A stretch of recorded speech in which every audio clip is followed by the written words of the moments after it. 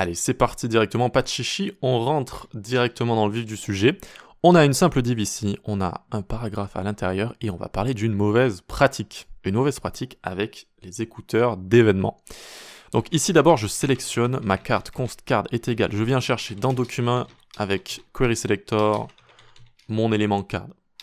Donc je sélectionne une référence à un objet qui fait partie du DOM exposé en JS, qui nous permet de manipuler la page. Une fois que j'ai ma carte, qu'est-ce que je fais? J'utilise Add Event Listener dessus. Je rajoute un écouteur d'événements. Un écouteur d'événements, c'est un objet géré en interne par le moteur JS, avec notamment le nom de l'événement, le gestionnaire d'événements, c'est-à-dire la méthode à exécuter, et quelques informations supplémentaires. Donc, Add Event Listener prend un type d'événement, par exemple mouse move, quand je vais bouger avec ma souris sur mon élément, et ici, ça prend un gestionnaire d'événements, c'est un mot savant pour dire simplement la fonction à exécuter. Et souvent, en ligne, on peut voir ce genre de choses. Parfois par paresse, parfois parce qu'on ne sait pas que c'est une mauvaise pratique, mais n'écrivez jamais ça, tout simplement. Voilà, je vous conseille de ne jamais écrire ce genre de code, ce n'est pas une bonne pratique. Pourtant, ça fonctionne. Regardez, si je fais card.classlist.add_animated, ça va rajouter, lorsque je vais survoler la classe animated à mon élément. Et hop, je change la couleur comme ça. Ok? Donc ça fonctionne. Mais l'erreur, quand on code, c'est de croire que si une chose fonctionne, alors c'est bon, on ne le regarde plus, on se couvre les yeux, on se bouche les oreilles et tout va bien. Ça, c'est une erreur. Il faut analyser le code même lorsqu'il fonctionne, essayer de l'améliorer, essayer de voir si il fonctionne vraiment correctement ou est-ce qu'il y a des effets secondaires qui peuvent être désastreux parfois. Bon là, ça va pas être désastreux, mais c'est assez mauvais comme effet secondaire. En fait, ici, assez souvent, dans une vraie application, pas un petit site comme ça, on a envie de enlever les écouteurs d'événements. On les rajoute avec add, mais on veut aussi les enlever avec remove event listener. Remove event listener ressemble à ça. Card.remove event listener, c'est juste ici. Donc on lui met le type d'événement, mouse move, pour ça il n'y a pas de problème, mouse move. Mais maintenant il faut lui mettre une référence au gestionnaire d'événements, c'est-à-dire à la fonction qui va être exécutée. Sauf que là, on a utilisé une fonction anonyme. Une fonction anonyme, elle n'a pas de nom, et elle n'est pas référençable à ce niveau-là de mon code. Je ne peux pas référencer cette fonction anonyme. Comment je fais? Comment on fait là pour l'appeler? D'accord, on ne peut pas. Donc, c'est un problème en fait parce que je ne peux pas enlever les écouteurs d'événements.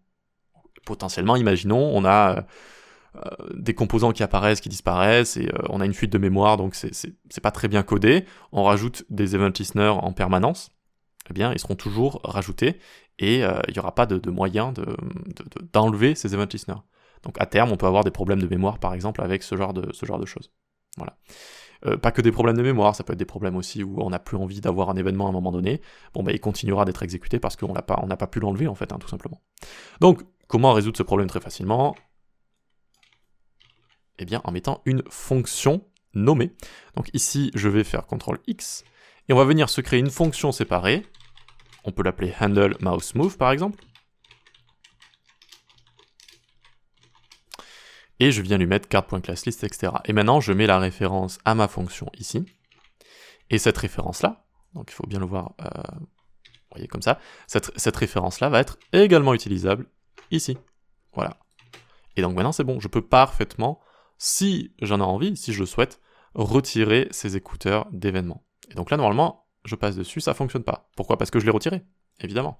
Là, si je le mets en commentaire, j'essaye en tout cas, ok, là ça va fonctionner. Et là, ça ne fonctionne plus. D'accord? Donc, c'est en gros, on va dire, l'argument massu pour dire que c'est une mauvaise pratique, mais il y en a également d'autres.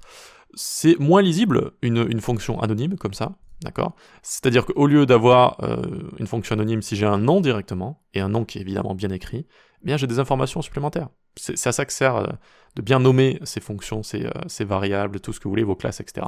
C'est le fait d'avoir des informations, de l'info, de l'info, de l'info. C'est ça qu'il faut.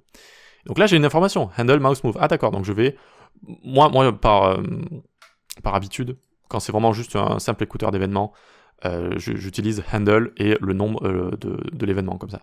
Donc directement, dans ma tête, je me dis, ah oui d'accord, c'est une simple fonction comme ça qui réagit au mouse move, donc il doit y avoir une petite animation ou un truc comme ça. Vous voyez, directement, j'ai de l'info, Alors que là, je sais pas. Il faut que j'analyse tout ce qu'il y a à l'intérieur. Ok. Bon, il y a ça, donc c'est un peu moins lisible. C'est pas catastrophique, mais c'est un peu moins lisible. Il y a également le fait, si on retourne des erreurs, par exemple, si j'envoie une erreur ici, throw a new error, vais avoir le nom de l'erreur directement en général dans ma console. Alors du coup, vu que je l'ai remove, on va mettre ça en commentaire. Et on va peut-être undock, hop, la console ici. Donc là, vous voyez que j'ai des erreurs à chaque fois. Et ça me dit d'où ça vient, de handle, mouse, move juste ici. Encore une fois, c'est léger parce que de toute façon, il y a écrit script à côté, vous pouvez faire CTRL-clic, et ça vous amène directement dans le script. Bon, certes. Mais toujours, de l'info en plus, c'est du temps de débugage en moins, c'est de la compréhension supplémentaire. Voilà, c'est du meilleur code produit, donc c'est mieux de manière générale. Mais l'argument massu, c'est le remove event listener. Ça, c'est quand vous créez de vraies applications, de vrais sites un peu massifs, on l'utilise assez souvent et il faut se garder la possibilité en fait d'utiliser tout ça.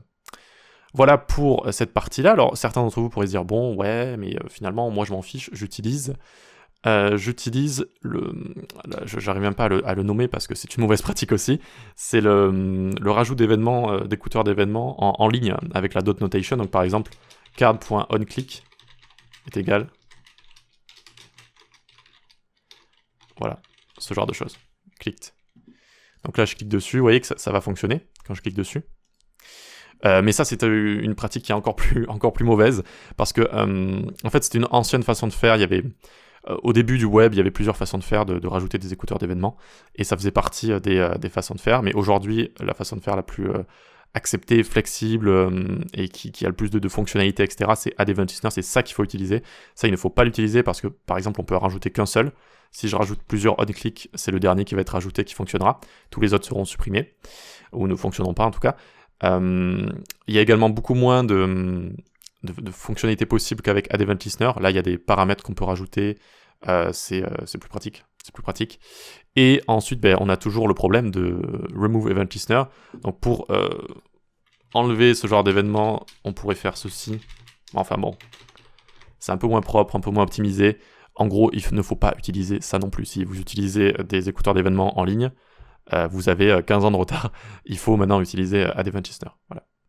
Ok, donc c'est bon pour ça. Je pense que je n'ai rien oublié. Je me mets des petites notes à côté, histoire de rien oublier à chaque fois.